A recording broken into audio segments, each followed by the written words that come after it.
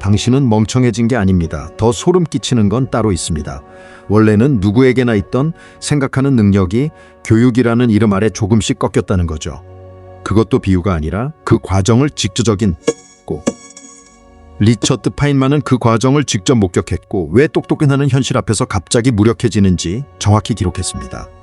오늘 영상 끝까지 보면 왜 많은 사람들이 그렇게 오래 공부하고도 스스로 생각하지 못하는지, 그리고 그걸 어떻게 되돌릴 수 있는지 보이기 시작할 겁니다. 영상 시작하기 전에 이런 식으로 생각의 구조를 뒤집는 콘텐츠가 좋다면 좋아요와 구독, 알림 설정까지 부탁드립니다.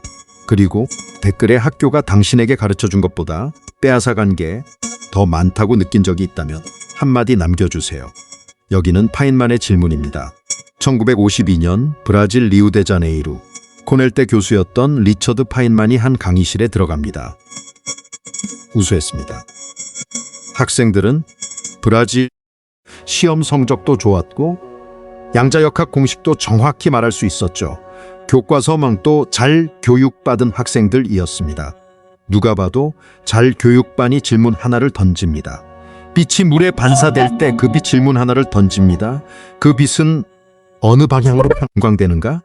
강의실이 얼어붙습니다. 이 학생들은 낙제생이 아니었습니다. 오히려 시스템이 정한 기준으로는 완벽하게 성공한 학생들이었죠. 정의를 외우고 공식을 쓰고 시험을 통과한 학생들이었죠. 정의를 외우고 공식 하나 안 틀리라지는 못했습니다. 그런데 현실의 개념을 연결하지는 있었지만 그 문장이 실제 세계에서 무엇을 뜻하는지는 몰랐던 겁니다. 그 문장이 실제 무엇을 뜻하는지는 또 아니었습니다. 그리고 이 지점이 중요합니다.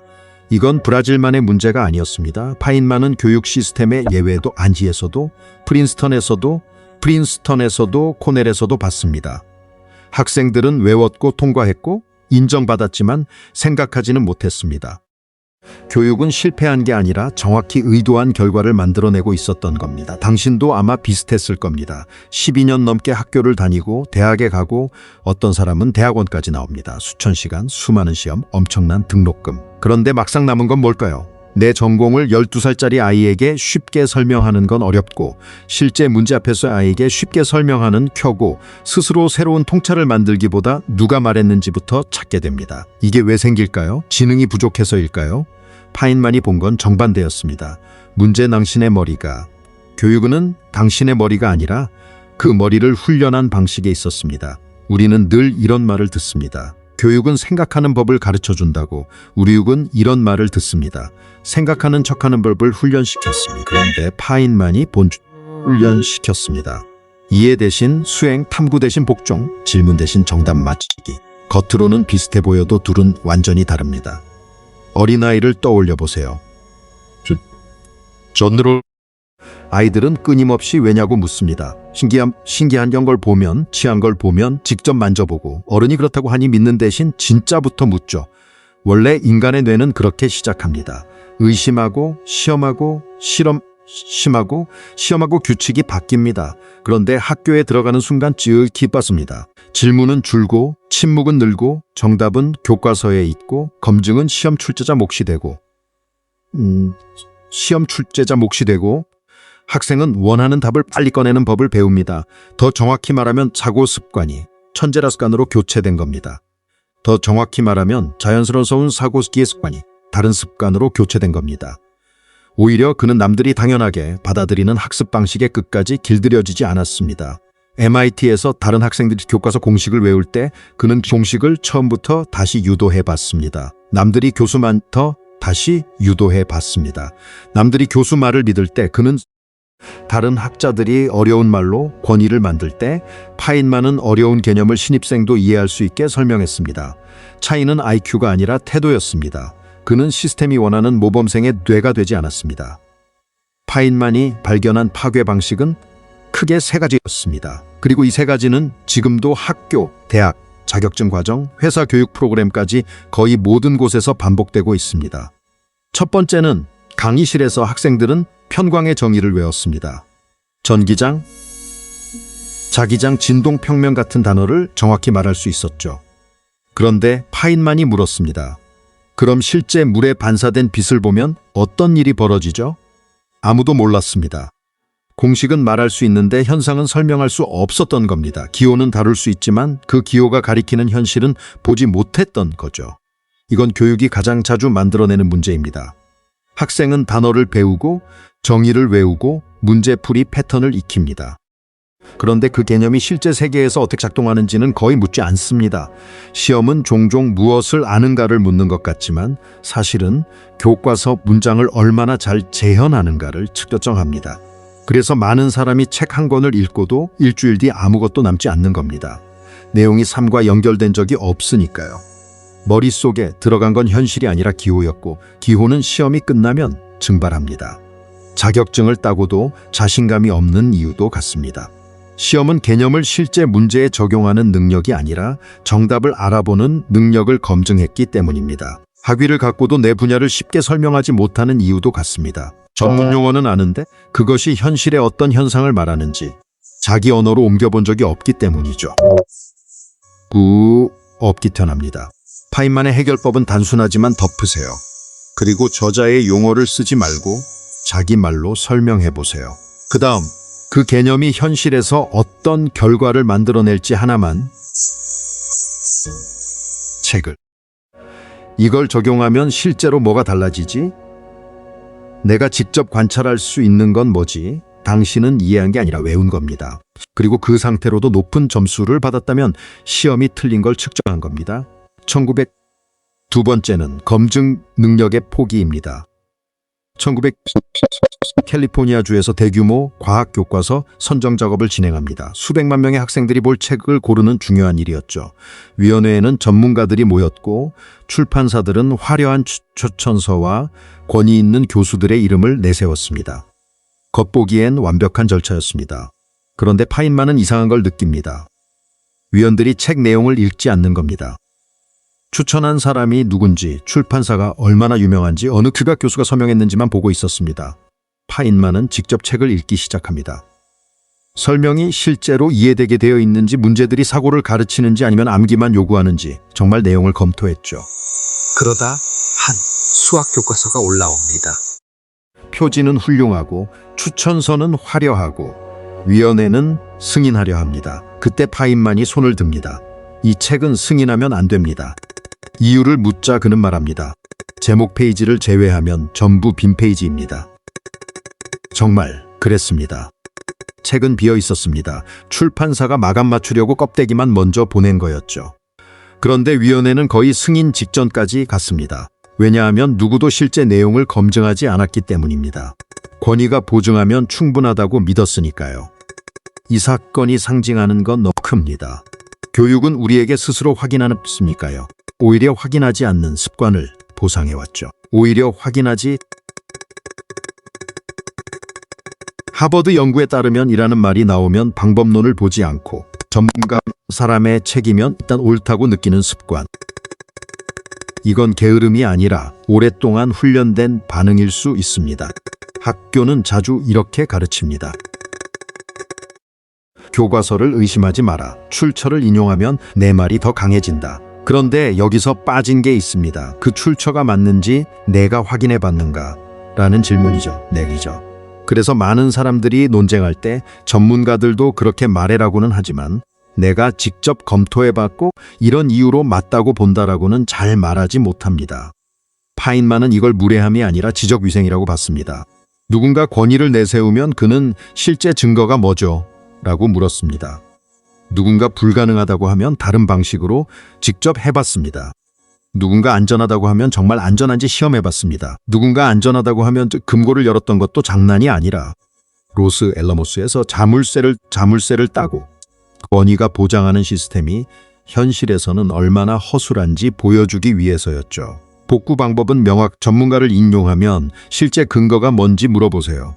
권위가 당신을 압도할 때는 이걸 내가 직접 어느 정도라도 검증할 수 있을까를 물으세요. 화려한 이력보다 실제 결과를 보세요.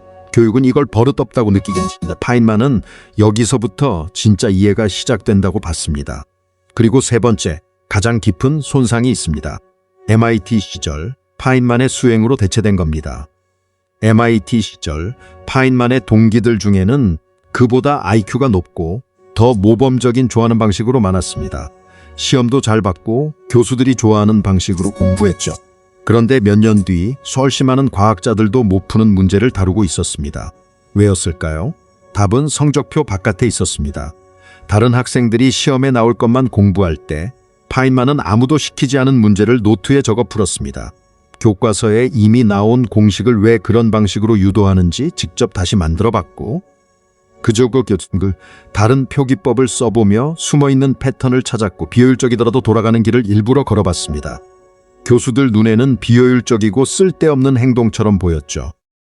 하지만 바로 그 비효율이 정답을 재현하는 능력이 아니라 새로운 해법을 만들어내는 능력을 키웠습니다. 교육 마치는 학생을 좋아하고 빨리 마치는 학생을 좋아하고 정해진 방법을 따르는 학생을 좋아하고 시험 범위 밖에 질문을 줄이는 학생을 좋아하죠. 그러다 보니 학생은 점점 이게 왜 이럴까? 대신 시험에 나오나요를 먼저 묻게 됩니다. 시험에 나오나요? 다르게 해보면 어떨까? 대신 선생님이 원하는 답이 뭔가요? 를 먼저 찾게 되죠. 호기심은 이해를 만들고 수행은 점수를 만듭니다. 호기심은 새로운 문제에 적응할 수 있는 유연한 사고를 만들고, 수행 중심 학습은 문제, 형식이 바뀌는 순간 무너지는 딱딱한 사고를 만듭니다. 호기심은 스스로 질문을 생성하게 만들고, 수행은 남이 낸 질문에 잘 맞추게 만듭니다. 당신의 학습 습관에도 남아 있을 수 있습니다. 이게 지금 새로운 걸 배우려 하면 바로 가장이나 이력에 도움이 안 되면 관심 있어도 접고, 이해보다 완료, 탐구보다 효율, 재미보다 쓸모를 우선합니다. 얼핏 현실적이고 성숙해 보이죠. 하지만 파인만이라면 아마 이렇게 말했을 겁니다. 그건 현실적인 게 아니라 훈련받은 반응이라고. 5살짜리 아이는 어떤 걸 탐색할 때 이게 커리어에 도움이 되는지 계산하지 않습니다. 그냥 궁금해서 합니다. 그런데 몇만 년 자면 우리는 이걸 배워서 어디에 써? 부터 묻습니다. 쓸모가 증명되지나면 우리는 배워서 어디에 써? 낭비처럼 느끼죠. 이건 자연스러운 변화가 아니라 교육이 반복해서 심어준 사고방식일 수 있습니다. 복구하려면 어색한 일을 해야 합니다. 순수하게 궁금한 주제를 하나 고르세요. 이력서에 한 줄도 안 써주고 연봉에도 영향 없고 자격증으로 되지도 않는 주제면 더 좋습니다. 그냥 궁금해서 파고드세요. 빨리 정복하려고 하지 말고 뭐가 재밌는지 보세요. 고개 문제를 풀더라도 정답 맞히려고 하지 말고 다른 방식으로 해보면 뭐가 달라지는지 보세요. 노트도 시험 대비용이 아니라 헷갈림을 정리하는 도구로 써보세요. 이 훈련이야말로 교육이 망가뜨린 지시사고력을 다시 세우는 시작입니다. 이제 3가지를 합쳐봅시다. 현직을 포기하기 한 태도, 호기심 대신 수행에 처진 학습. 이 3가지가 만나면 사회가 흔히 똑똑한 사람이라고 부르는 유형이 만들어집니다. 정의는 잘 말하고 권위는 잘 인용하고 시험은 잘 통과하지만 정의는 잘 문제를 스스로 풀지는 못하는 사람. 승인된 답은 잘 알아보지만 새로운 이해를 만들어내지는 못하는 사람.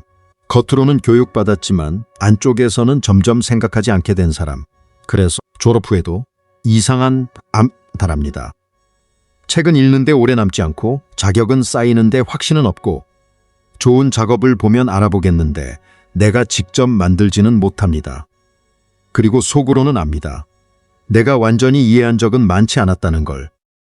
하지만 중요한 건 이게 당신 탓만은 아니라는 겁니다. 파인만이 계속 강조한 것도 바로 그 부분이었습니다. 원래 인간은 질문하게 되어 있습니다. 직접 확인하고 싶어 하도록 되어 있고 흥미가 생기면 파고들게 되어 있습니다. 교육은 그 성질을 살리지 못한 정도가 아니라 종종 반대 방향으로 훈련시켰습니다. 왜 묻지 말고 받아들여라. 직접 시험하지 교과서를 믿어라. 궁금한 건 나중에 하고 일단 시험 범위부터 봐라. 이 훈련이 오래 반복되면 사람은 생각하는 존재에서 수행하는 존재로 바뀝니다. 파인만은 여기에 끝까지 저항했습니다.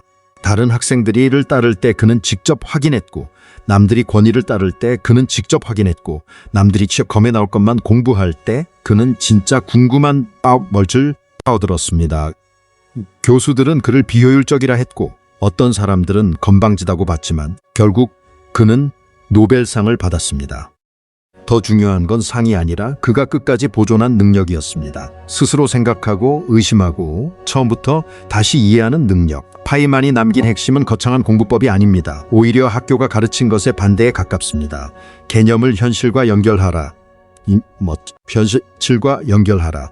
권위보다 증거를 보라. 쓸모보다 호기심을 따라가 보라. 이건 천재만 할 수 있는 기술이 아닙니다. 원래 누구에게나 있었던 기능입니다. 원래 누구에게나 있어 다만 너무 오래 효율적으로 외울까가 아니라 이게 현실에서 외울까가 아니라 너 뭘 겸응할 수 있지? 이게 현실에서 뭘 설명하지? 내가 직접 어디까지 검증할 수 있지?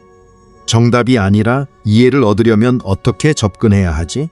이 질문이 돌아오기 시작하면 망가진 사고는 조금씩 복구됩니다. 더 화려한 자격도 아닙니다. 당신 안에서 사라진 세 가지를 다시 세우는 겁니다. 현실과 연결되는 이해, 스스로 확인하는 태도, 현실의 계획을 보상 없이도 움직이는 호기심. 이 세 가지가 돌아오면 교육이 남긴 상처는 생각보다 빠르게 균열을 내기 시작합니다. 학교는 생각을 가르치지 못한 게 아닐 수 있습니다. 어쩌면 너무 성공적으로 수능을 가르친 걸지도 모릅니다. 질문하는 시민보다 복종하는 시민이 시스템에는 더 편하니까요. 파인만은 그 차이를 너무 선명하게 봤습니다. 그리고 우리도 이제 봐야 합니다. 혹시 지금까지도 스스로를 의심해 왔다면, 나는 왜 이렇게 배웠는데도 자신이 없지라고 느껴왔다면 그건 당신이 게을러서가 아닐 수도 있습니다. 당신은 이해보다 수행을 잘해서가 아닐 수도 있습니다. 그 훈련의 결과가 수행을 잘하도록 훈련받았고, 하지만 좋은 소식 훈련된 건 다시 훈련할 수 있다는 겁니다. 오늘부터 하나만 해보세요. 무언가를 읽으면 자기 말거를 물어보세요. 누군가 권위를 내세우면 근거를 따라가 보세요. 처음엔 어색할 겁니다. 비효율적으로 느껴질 겁니다. 하지만 바로 그 감각이 교육이 지워버린 사고 습관이 다시 살아나는 신호일 수 있습니다. 당신의 뇌는 망가진 채로 끝나지 않습니다. 다만 원래 방식으로 다시 쓰여야 합니다. 파인만이 보여준 건 특별한 천재의 비밀이 아니라 우리가 잃어버린 기본값이었습니다. 댓글에 남겨주세요. 학교가 당신에게 준 것보다 빼앗아간 건 뭐였나요? 그리고 이 영상을 누군가와 꼭 공유해보세요. 열심히 공부했는데도 늘 자신이 없었던 사람, 많이 배웠는데도 스스로 생각하는 법을 잃어버린 것 같은 사람에게는 이 이야기가 꽤 크게 남을 겁니다. 여기는 파인만의 질문이었습니다. 이 이야기가 꽤 크게 남을 보겠습니다. 다음 영상에서는 왜 전문가 집단이 때로는 상식보다도 틀린 결론을 내리는지, 그리고 파인만이 그 구조를 어떻게 꿰뚫어 봤는지 더 깊이 들어가 보겠습니다.